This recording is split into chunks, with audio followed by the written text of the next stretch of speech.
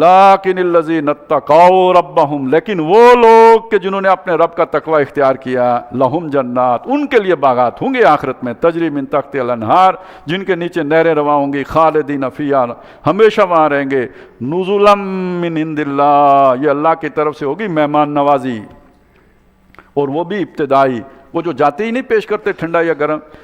نزل کہتے ہیں اترنے کو، جیسے جو ہی کوئی اونٹ سے اترا یا گھوڑے سے اترا یا آج کل جیسے گاڑی سے اترے تو فوراً جو ریفریشمنٹ ہوتی ہے، یہ ہے وہ اصل نعمتیں، وہ تو دنیا میں ابھی پتہ ہی نہیں لگ سکتا، تصور میں نہیں۔ جیسے آپ بچے کو جو ہے نا زیادہ زیادہ ٹافی کا بتا سکتے ہیں، چاکلیٹ کا بتا سکتے ہیں، شادی کے بارے میں تو اسے کچھ انسینٹیو نہیں دے سکتے نا۔ اسی طرح جو اصل جنت کی نعمتیں ہیں وہ آج ہماری سمجھ میں آ ہی نہیں سکتی، تصور ہی میں نہیں سکتے، حاشیہ خیال میں نہیں آ سکتی۔ تو جو نعمتیں بیان کی گئی ہیں یہ سارا نزل ہے، ابتدائی مہمان نوازی ہے، نزلاً، یہ نزل ہوگا ان کے من عند اللہ، اللہ کی طرف سے، وما عند اللہ، اور جو اللہ کے پاس اصل ان کے لیے جو ضیافتیں ہوں گی،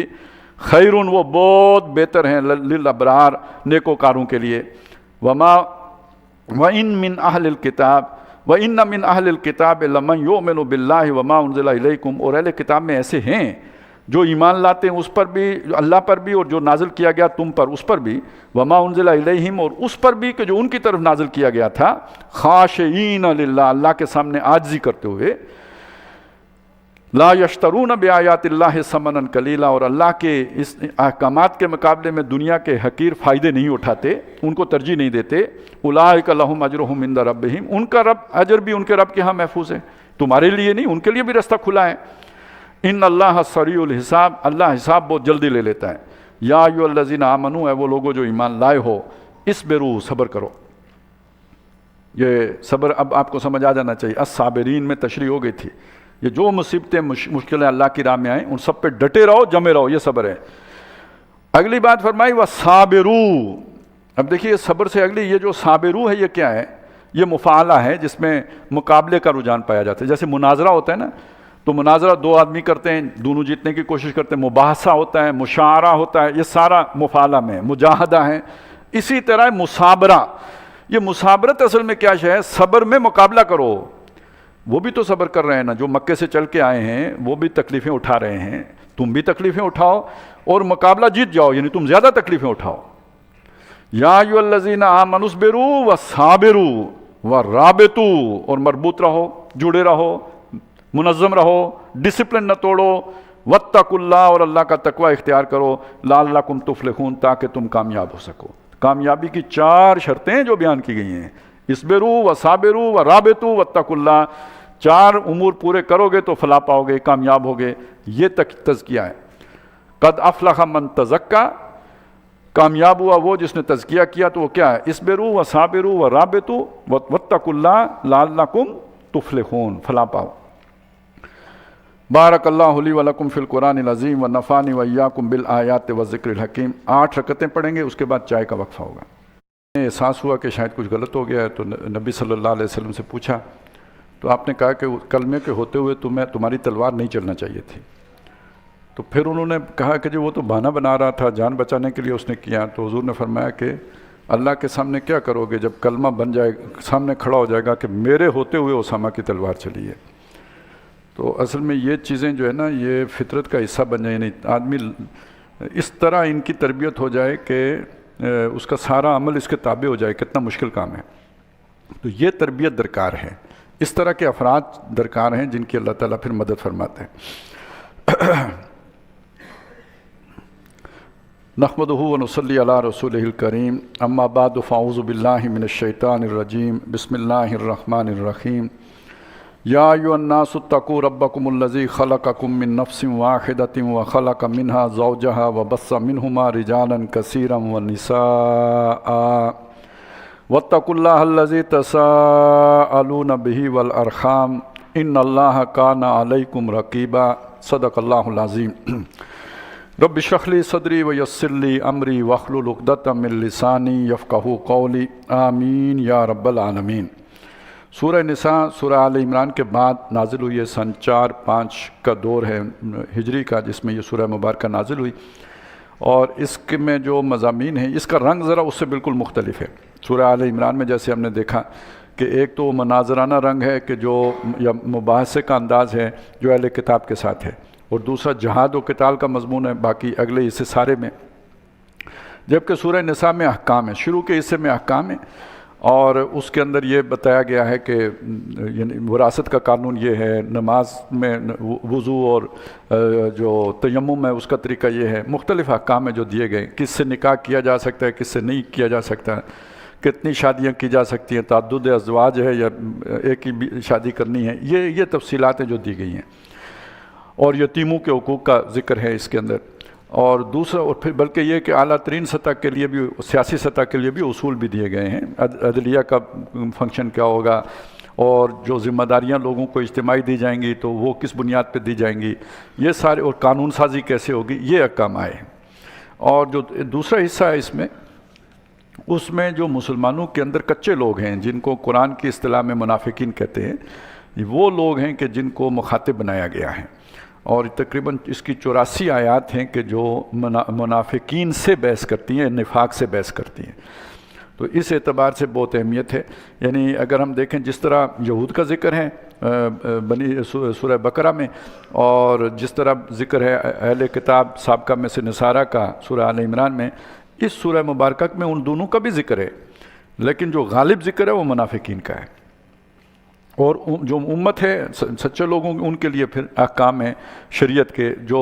اس سورہ مبارکہ میں وضاحت کے ساتھ دیے گئے۔ بات شروع اللہ کے تقوی سے ہوئی ہے، اس لیے کہ جو سب سے بڑا موٹیویٹنگ فورس ہے، سب سے بڑی اللہ کے دین پر چلنے کی اور احکام کو ماننے کی، وہ تقوی ہے۔ تو فرمایا یا ایھا الناس، ہے لوگو، اتقوا ربکم، اپنے اس رب کا تقوی اختیار کرو، الذی خلقکم من نفس واحدۃ، جس نے تمہیں ایک جان سے پیدا کیا ہے، وخلق منہا زوجہا، اور اسی کی نوع سے اس کا جوڑا بنایا ہے، یعنی اماں ہوا کوئی کسی علیحدہ سپیشیز سے تعلق نہیں رکھتی تھی، وہی جو آدم علیہ السلام جس نوع سے تھے اسی سے اماں ہوا بھی تھیں۔ وَبَثَّ مِنْهُمَا رِجَالًا كَثِيرًا وَنِسَاءً، اور ان دو کی مدد سے زمین کے اوپر کثیر تعداد میں مردوں اور عورتوں کو بکھیر دیا۔ آج جو 7 ارب کی آبادی ہے، ایک وقت اس زمین کی پیٹھ کے اوپر ایک ہی جوڑا تھا، آدم اور حوا، اور آج انہی کی اولادوں کو اللہ نے اتنی برکت دی ہے۔ وَاتَّقُوا اللَّهَ، اور تقوی اختیار کرو اللہ کا، الَّذِي تَسَاءَلُونَ بِهِ وَالْأَرْحَامَ، جس کے نام کا تم واسطہ دیتے ہو، اور رحمی رشتوں کا بھی لحاظ کرو، یعنی اللہ کا بھی لحاظ کرو، کیونکہ اس کے نام کے پھر بعد میں واسطے دیتے ہو، کوئی کام جب بگڑ جاتا ہے تو اگر تقوی اختیار کرو گے تو کام بگڑے گا ہی نہیں، اور رحمی رشتوں کا بھی لحاظ کرو۔ ان اللہ کان علیکم رقیبا، بے شک اللہ تعالیٰ تمہارے اوپر نگران ہے، مانیٹرنگ کر رہا ہے وہ۔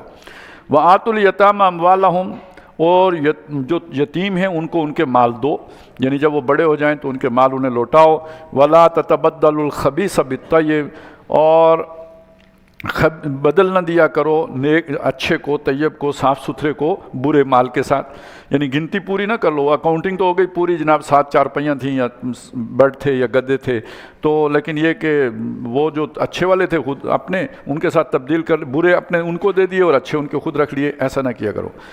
وَلَا تَأْكُلُوا أَمْوَالَهُمْ إِلَىٰ أَمْوَالِكُمْ، اور ان کے مالوں کو اپنے مالوں کے ساتھ ہڑپ نہ کر جایا کرو، إِنَّهُ كَانَ حُوبًا كَبِيرًا، یہ بہت بڑے گناہ کی بات ہے،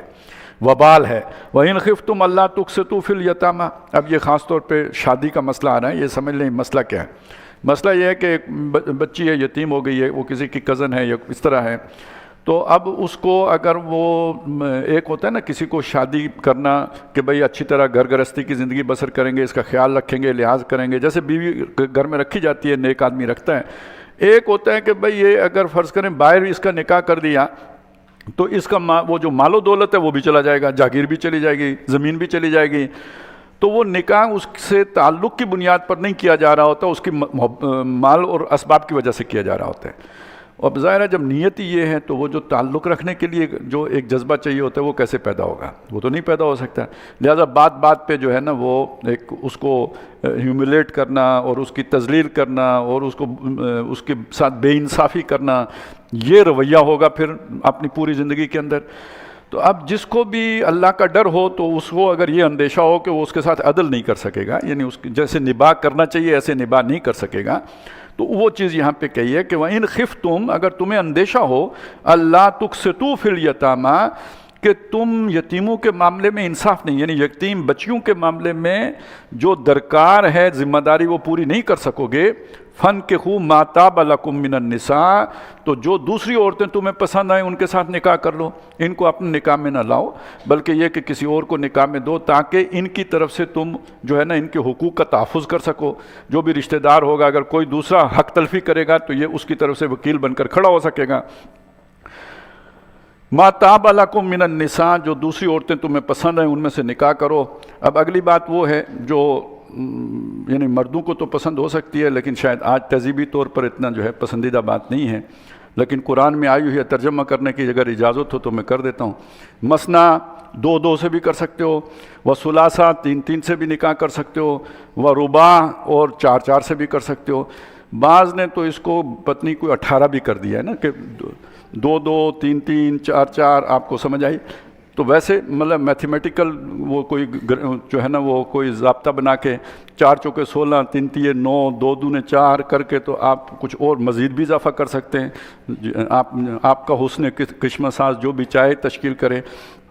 لیکن اصل بات یہ ہے کہ 4 تک جو ہے نا معاملہ ہے، یا 2 2 سے مطلب یہ ہے کہ کوئی آدمی 2 کر سکتا ہے، کوئی 3 کر سکتا ہے، کوئی 4 کر سکتا ہے، باقی یہ کہ وہ آدمی جب کھینچتان ہی کرے تو جتنی مرضی کر لے۔ لیکن یہ کہ یہ علمی کھینچتان کرنے کا آج کل فائدہ کیا ہے؟ مردوں میں تو دوسرے کی بھی ہمت نہیں ہے، مطلب وہ دم نکلے خواہشوں پہ تو ایک الگ بات ہے، لیکن یہ کہ بہت دشوار ہے۔ ہم نے بڑے بڑے پہاڑ گرتے دیکھے ہیں اس مسئلے پر، صحیح بات بتا رہا ہوں آپ کو، یعنی بڑے جلال والے لوگ، بڑے طاقت والے لوگ، اور جن کو سمجھا یہ جاتا ہے کہ بہت ہی اصول پرست، لیکن یہ کہ اس جگہ پہ آ کے ناکامی سے دوچار ہوئے۔ تو بہرحال اللہ نے اجازت دی۔ ایک اور مسئلہ ہے، اللہ نے تو اجازت دے دی ہے، حکومت پاکستان اجازت نہیں دیتی، یہ مسئلہ علیحدہ ہے۔ اگر آپ نے 2 2، 3 3، 4 4 کر لی اور پہلے سے اجازت نہیں لی تو پھر حکومت کے ساتھ آپ نے سینگ پھنسا لیے، اور ان کے نتیجے میں آپ جیل جا سکتے ہیں۔ لہذا یہ طاب لکم کے ساتھ کافی خاف لکم بھی ہے، یعنی یہ کہ وہ آپ کے لیے خوفزدہ کرنے والی باتیں بھی ہیں۔ تو یہ بہرحال اللہ تعالیٰ نے اجازت دی ہے، اصولی طور پر جس چیز کی اللہ نے اجازت دی ہو اس پر کوئی اور پابندی لگانے کا حق نہیں رکھتا، وہ حکومت ریاست کی سطح ریاست ہو یا آپ کے گھر کی حکومت ہو، کوئی بھی اس پر پابندی لگانے کا حق رکھتا نہیں۔ جو کر رہا ہے تو ایک چھوٹا موٹا طاغوت تو وہ بھی بہرحال بن ہی جاتا ہے۔ فَإِنْ خِفْتُمْ، تو اگر تمہیں ڈر ہو، اللہ تعدلوا، کہ تم عدل نہیں کر سکو گے۔ اب یہ ایک اور مسئلہ ہے، یہ عدل کون سا ہے؟ عدل یہ ہے کہ جی آپ ان کے درمیان تمام جو تقسیم کی جانے والی چیزیں ہو سکتی ہیں ان میں برابری کرو گے، وقت ہے، کپڑے ہیں، کھانے پینے کی چیزیں ہیں، گھر ہے، یعنی جو بھی قابل تقسیم چیزیں ہیں ان میں عدل کرو گے۔ باقی دل کا معاملہ تو کسی کے بس میں ہے نہیں، وہ 1 پہ آئے، 4 پہ آئے، 4 کے بعد بھی نہ مطمئن ہو، وہ دل کا کیا کرو گے؟ اس کا تو کوئی مطلب حل نہیں ہے۔ فَإِنْ خِفْتُمْ أَلَّا تَعْدِلُوا، اور اگر تمہیں اندیشہ ہو کہ تم عدل نہیں کر سکو گے، فَوَاحِدَةً، تو پھر ایک ہی پہ قناعت کرو، صبر کرو،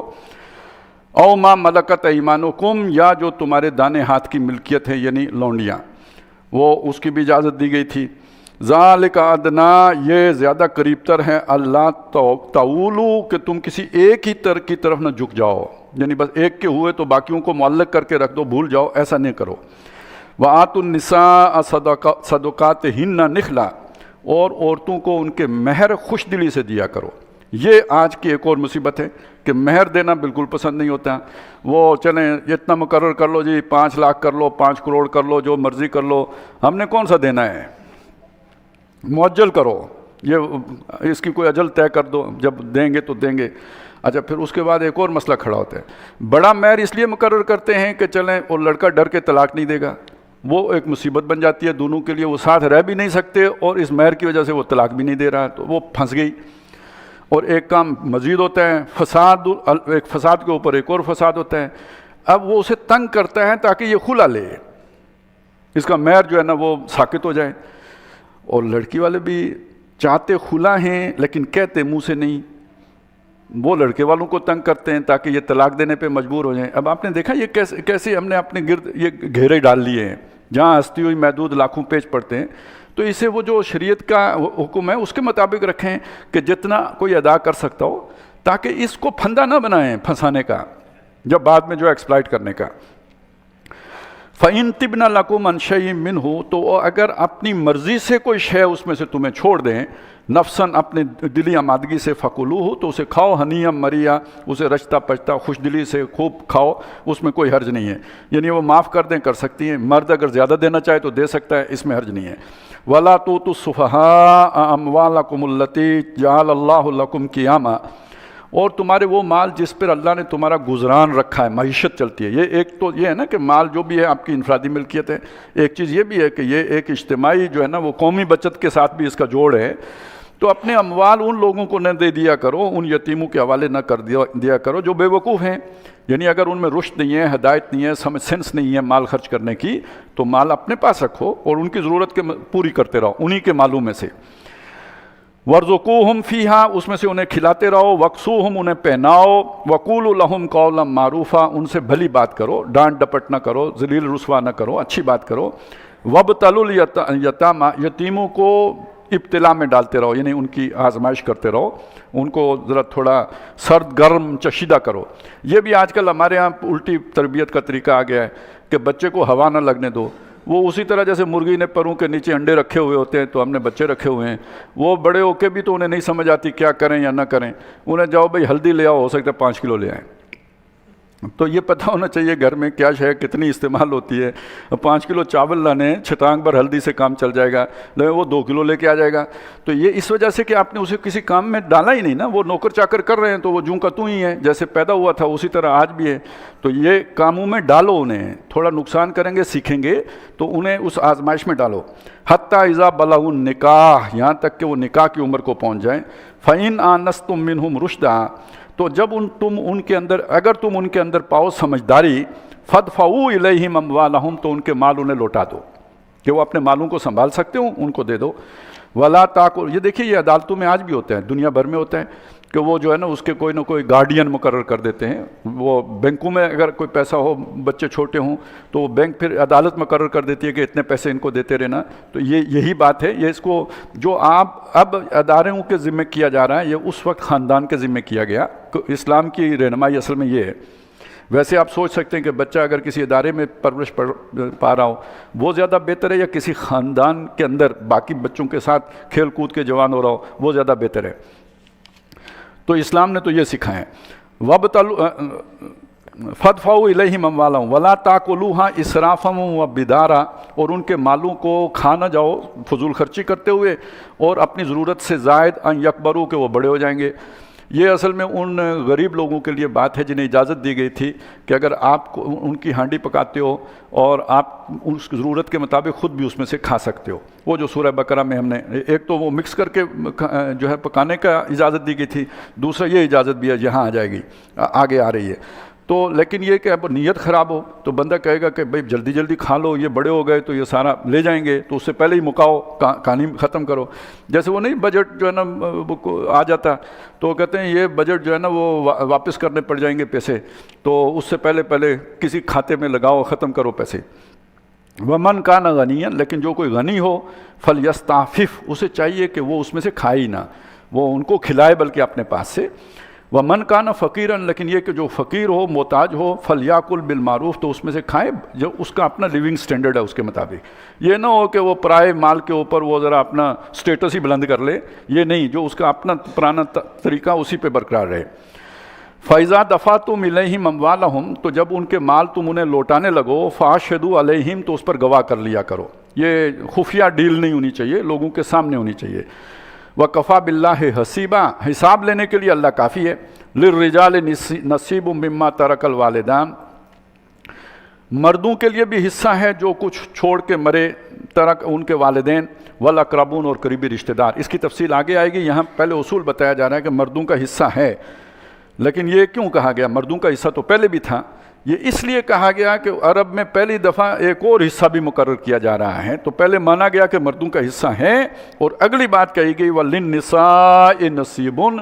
عورتوں کے لیے بھی حصہ ہے۔ بیٹیوں کا اور بچیوں کا بھی حصہ ہے، مما ترک الوالدان، جو ان کے والدین چھوڑ جائیں، ترکا والاقربون، اور ان کے قریبی رشتہ دار چھوڑ مریں، مما قل منہ او کثر، وہ تھوڑا ہو یا زیادہ ہو اس میں سے حصے دیے جائیں گے جیسے اللہ نے مقرر کر دیے ہیں۔ یہ آج آپ کو شاید سمجھ نہ آئے، لیکن اس معاشرے میں جب کہ عورتوں کو خود وراثت سمجھا جاتا تھا، اس میں یہ بات کہنا کہ عورتوں کو وراثت میں سے حصہ ملے گا بہت بڑی انقلابی بات تھی، بہت عظیم تبدیلی تھی اس معاشرے کے اعتبار سے۔ نصیباً مفروضہ، یہ مقرر کیا ہوا ہے حصہ، ایک جو فرض کیا گیا ہے، طے کیا گیا ہے اللہ کی طرف سے۔ وَإِذَا حَضَرَ الْقِسْمَةَ أُولُو الْقُرْبَى وَالْيَتَامَى وَالْمَسَاكِينُ فَارْزُقُوهُم مِّنْهُ،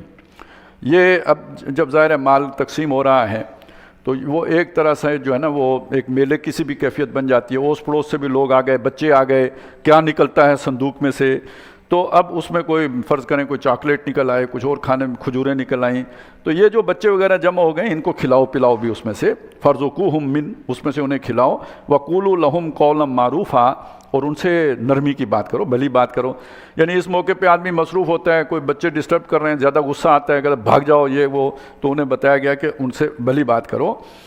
وَلْيَخْشَ الَّذِينَ لَوْ تَرَكُوا مِنْ خَلْفِهِمْ ذُرِّيَّةً ضِعَافًا، اور لوگوں کو ڈرنا چاہیے اگر وہ چھوڑ مریں اپنے پیچھے کمزور اولاد، یہ کسی کے بچے ہیں نا، تو ہو سکتا ہے آپ مر جاؤ، آپ کے بچے بھی اسی طرح یتیم رہ جائیں، تو کتنا اپنے بچوں کا اندیشہ رکھو گے، تو ان کے باپ مر گئے ہیں اگر، تو انہیں بھی تو اپنے بچے اتنے ہی پیارے تھے، تو اس بات کا خیال رکھنا چاہیے۔ خافوا علیہم، ان کے بارے میں تمہیں اندیشہ ہوگا، لوگ اس سے اندیشہ محسوس کیا کریں گے، تو فلیتقوا اللہ، تو اللہ کا تقوی اختیار کرو، ولیقولوا قولا سدیدا، تو انہیں چاہیے کہ بات وہ کریں، اللہ کا تقوی اختیار کریں اور سیدھی بات کریں، کھری بات کریں۔ ان الذین یاکلون اموال الیتامی ظلما، بے شک وہ لوگ کہ جو یتیموں کا مال ناحق ہڑپ کرتے ہیں، انما یاکلون فی بطونہم نارا، وہ اپنے پیٹوں کے اندر آگ بھر رہے ہیں۔ ابھی تو وہ حلوے ہیں اور مٹھائیاں ہیں اور لذیذ ڈشیں ہیں، لیکن حقیقت میں وہ آگ ہے۔ وَسَيَصْلَوْنَ سَعِيرًا، اور عنقریب خود بھی آگ میں جھونکے جائیں گے۔ یوصیکم اللہ فی اولادکم، اللہ تعالیٰ تمہیں تمہاری اولاد کے بارے میں وصیت کرتا ہے۔ اب تمہاری وصیت اولاد کے بارے میں ختم ہو گئی ہے، اس کا کوئی اختیار اب تمہارے پاس باقی نہیں رہا۔ کیوں؟ اللہ وصیت کر رہا ہے، اس لیے آپ نے سنا ہوگا نا اولاد کے حق میں وصیت نہیں ہے۔ آپ کا جو کل مال ہے اس میں 1/3 میں آپ وصیت کر سکتے ہیں، باقی جو ہے وہ اللہ نے وصیت کی ہوئی ہے، وہ اس وصیت کے اوپر عمل درآمد ہوگا، اور اگر آپ نے وہ 1/3 میں بھی وصیت نہیں کی تو وہ بھی اسی میں ترکے ہی میں شامل ہو جائے گی۔ اور یہ جو 1/3 میں آپ وصیت کر سکتے ہیں، یہ ان وارثوں کے حق میں نہیں کر سکتے جن کا حصہ اللہ نے مقرر کر دیا ہے، نہیں تو اضافہ ہو جائے گا، ایک اللہ نے حق دیا اوپر سے آپ نے بھی دے دیا، اس کے علاوہ کسی کے لیے کریں تو کر سکتے ہیں۔ اللہ تعالیٰ تمہیں تمہاری اولاد کے بارے میں وصیت کرتا ہے، یعنی حکم دیتا ہے، فرض کرتا ہے تمہارے اوپر۔ پہلا اصول کیا ہے؟ یہ اصول دیے موٹے موٹے، اس پہ پوری قانون کی موٹی موٹی کتابیں لکھی گئی ہیں۔ للذکر مثل حظ الانثیین، پہلا اصول یہ ہے کہ مرد کا حصہ 2 عورتوں کے برابر ہوگا۔ فَإِن كُنَّ نِسَاءً، اب جو مر گیا ہے تو وہ چھوڑ گیا ہے، پیچھے صرف بیٹیاں ہی ہیں اس کی، اور کوئی نہیں ہے، یا مطلب نرینہ اولاد نہیں ہے۔ فَإِن كُنَّ نِسَاءً، اگر وہ ہوں بچیاں، بیٹیاں، عورتیں، فوق اثنتین، 2 سے زیادہ، فَلَهُنَّ ثُلُثَا مَا تَرَكَ، تو اس کی جو کل ترکہ ہے اس میں سے 2/3 ان بچیوں کا ہوگا۔ وَإِن كَانَتْ وَاحِدَةً، لیکن اگر ایک ہی ہو، بہن، ایک ہی بیٹی ہے اس کی اور کوئی بہن بھائی اس کا نہیں ہے، فَلَهَا النِّصْفُ، تو اس بچی کو ملے گا آدھا، باقی آدھا کدھر جائے گا؟ اس کے بھائیوں کی طرف، یعنی کون سے؟ وہ جو مرا ہے اس کے بھائیوں کی طرف چلا جائے گا۔ وَلِأَبَوَيْهِ لِكُلِّ وَاحِدٍ مِّنْهُمَا السُّدُسُ، اور جو میت ہے اس کے جو ماں باپ ہیں ان میں سے ہر ایک کا ہوگا 6واں حصہ، مما ترکا، جو وہ چھوڑ کے مرا ہے، ان کان لہو ولد، اگر اس کی اولاد ہوگی، فَإِن لَمْ يَكُن لَهُ وَلَدٌ، اور اگر اس کی اولاد نہ ہو، وَوَرِثَهُ أَبَوَاهُ، تو اس کے وارث اس کے صرف ماں باپ ہی ہوں، فَلِأُمِّهِ الثُّلُثُ، تو 1/3 اس کی ماں کو ملے گا، 2/3 اس کا ذکر نہیں ہے، یعنی اس کے باپ کو مل جائے گا، وہ للذکر مثل حظ الانثیین، اس کا بھی اطلاق ہو جائے گا۔ فَإِن كَانَ لَهُ إِخْوَةٌ، اور اگر اس کے ہوں بھائی، میت کے بھائی ہوں، یعنی وہ جو مر گیا ہے اس کی اپنی اولاد نہیں ہے، ماں باپ ہیں لیکن اس کے بھائی ہیں، تو اگر بھائی نہیں تھے تو ماں کو ملے گا 1/3، اور اگر بھائی ہوں فلأمہ السدس تو پھر ماں کا حصہ ہوگا 1/6، باقی باپ کی طرف چلا جائے گا۔ من بعد وصیت، یہ سب کچھ ہوگا وصیت ادا کرنے کے بعد، 1/3 میں جو وہ وصیت کر سکتا تھا وہ پوری کرنے کے بعد، یوسی بہا جو اس نے کی ہوگی، او دین یا اس کے اوپر اگر کوئی قرض تھا تو وہ چکانے کے بعد ترکہ بنے گا، جو کچھ وہ چھوڑ مرا ہے وہ ہے، یا جو اس اطلاق ہوگا اس قانون کا اس پر جو اس نے وصیت کی ہے وہ ادا ہو گئی، اور جو اس پر قرض تھا وہ چکا دیا گیا ہو۔ آباؤکم و ابناؤکم، تمہارے باپ اور تمہارے بیٹے، لا تدرون ایہم اقرب لکم نفع، تم نہیں جانتے کہ تمہارے لیے زیادہ نفع والا کون ہے، اللہ جانتا ہے، لہٰذا یہ اس کا فیصلہ ہے جس پر عمل ہوگا۔ فریضۃ من اللہ، یہ اللہ کی طرف سے فرض کیا گیا ہے، مقرر کیا گیا ہے یہ حصہ اللہ کی طرف سے۔ ان اللہ کان علیما حکیما، اللہ علم والا بھی ہے، حکمت والا بھی ہے۔ تم میں سے کسی کی سمجھ اتنی نہیں ہو سکتی جتنی اللہ کی سمجھ ہے، تو اس کی سمجھ پر جو ہے وہ تم توکل کرو۔ وَلَكُمْ نِصْفُ مَا تَرَكَ أَزْوَاجُكُمْ، اور جو تمہاری بیویاں چھوڑ کے مر جائیں، مطلب بیویاں، کسی کی بیوی فوت ہو گئی تو جو اس نے چھوڑا ہے ترکہ، اس میں سے تمہیں ملے گا آدھا۔ إِن لَمْ يَكُن لَهُنَّ وَلَدٌ، اس صورت میں کہ اگر جو بیوی مری ہے اس کی اولاد نہ ہو۔ فَإِن كَانَ لَهُنَّ وَلَدٌ، اگر ان کی اولاد ہو، فَلَكُمُ الرُّبُعُ، تو پھر تمہارا حصہ ہوگا چوتھا، مِمَّا تَرَكْنَ مِن بَعْدِ وَصِيَّةٍ يُوصِينَ بِهَا أَوْ دَيْنٍ، بعد اس کے کہ جو وصیت کر کے مری ہیں اور جو ان پر قرضہ تھا وہ ادا ہو چکا ہو۔ وَلَهُنَّ الرُّبُعُ، اگر تم مرو تو ان کا حصہ ہوگا چوتھائی، مما ترکتم ان لم یکن لکم ولد، اگر تمہاری اولاد نہ ہو تو اس صورت میں انہیں چوتھا حصہ ملے گا تمہارے ترکے کا۔ فإن کان لکم ولد، اور اگر تمہاری اولاد ہو، فلہن الثمن، تو ان کا 8واں حصہ ہوگا، مما ترکتم، جو تم چھوڑ مرے ہو، من بعد وصیت، بعد اس وصیت کے، توصون بہا، جو تم نے کی ہے، او دین، یا جو تم پر قرض ہے وہ ادا کر چکنے کے بعد۔ وَإِن كَانَ رَجُلٌ، یا وہ شخص ہو، وہ اگر ہو وہ فرد ایسا، یورث کلالۃً، کہ جس کی میراث کلالہ والی ہے، یعنی ایک ایسا شخص کہ جس کا اصل اور فرع میں کوئی بھی نہ ہو، نہ ماں باپ ہوں، نہ اولاد ہو، بیٹیاں بیٹا کوئی بھی نہ ہو، جس کا بس اس کے بھائی ہیں، یعنی اس کا اوپر نیچے تو کوئی نہیں ہے، اس کے جو ہے نا وہ ہاریزنٹل موجود ہیں، تو اس کے لیے ہوگا ابھی امرأۃ، یا ایسی کوئی عورت مر گئی ہو، وَلَهُ أَخٌ أَوْ أُخْتٌ، یہ یہاں پہ یہ سمجھ لیجیے بھائی اور بہن کا ذکر آیا ہے، لیکن اصلاً یہ ان بھائی بہنوں کا ذکر آیا ہے جسے ہم کہتے ہیں ماں کی طرف سے جو بہن بھائی ہوں، باپ مختلف ہوں اور ماں جو ہے ایک ہو، یہ ان کا ذکر ہے۔ جن کا باپ بھی ایک ہو وہ ذکر اس سورہ مبارکہ کے آخر میں آئے گا۔ وَلَهُ أَخٌ أَوْ أُخْتٌ، اور اس کا کوئی بہن بھائی ہو، یعنی سوتیلے بہن بھائی ہوں، فَلِكُلِّ وَاحِدٍ مِّنْهُمَا، تو ان میں سے ہر ایک کو ملے گا السدس، چھٹا حصہ، کیونکہ جو باقی ہے وہ چلا جائے گا اصل جو باپ کی طرف سے بھائی ہیں ان کی طرف۔ فَإِن كَانُوا أَكْثَرَ مِن ذَلِكَ، اور اگر وہ بہن بھائی اس سے زیادہ، ایک نہ ہو بلکہ اس سے زیادہ ہوں، کثیر ہوں، من ذالک فہم شرکاء فی الثلث، تو وہ 1/3 میں شریک ہو جائیں گے اس اصول پر، للذکر حظ مثل انثیین، من بعد وصیت، اور یہ ہوگا اس کی وصیت ادا کرنے کے بعد، یوصی بہا، جو اس نے کی ہے، او دین، یا جو اس پر قرض ہے، غیر مضار، کسی کا نقصان کیے بغیر، وصیت من اللہ، یہ اللہ کی طرف سے وصیت ہے، واللہ علیم حلیم، اور اللہ علم والا اور بردبار ہے۔ تلک حدود اللہ، یہ اللہ کی حدود ہیں، یعنی ان کو ہلکا نہ لینا، یہ وہی حدود ہیں جن کے قریب جانے کی اجازت نہیں ہے، انہیں توڑنا نہیں ہے، یہ اللہ کی حدود ہیں۔ وَمَن يُطِعِ اللَّهَ وَرَسُولَهُ، اور جو اللہ اور اس کے رسول کی اطاعت کرے گا، یعنی اس کی حدود کو پامال نہیں کرے گا، ان کی تابعداری کرے گا، يُدْخِلْهُ جنات، تو اللہ اسے جنتوں میں جنات باغات میں داخل کرے گا، تجری من تحتہا الانہار، جہاں نہریں بہتی ہوں گی، خالدین فیہا، ہمیشہ وہاں رہیں گے، وَذَلِكَ الْفَوْزُ الْعَظِيمُ، یہ بہت بڑی کامیابی ہے۔ وَمَن يَعْصِ اللَّهَ وَرَسُولَهُ، اور جو اللہ اور رسول کی نافرمانی کرے گا، وَيَتَعَدَّ حُدُودَهُ، یعنی اللہ کی حدود کو پامال کرے گا، نہیں مانے گا، اپنی چلائے گا مرضی اور اللہ کے احکام کو پیٹھ کے پیچھے ڈالے گا،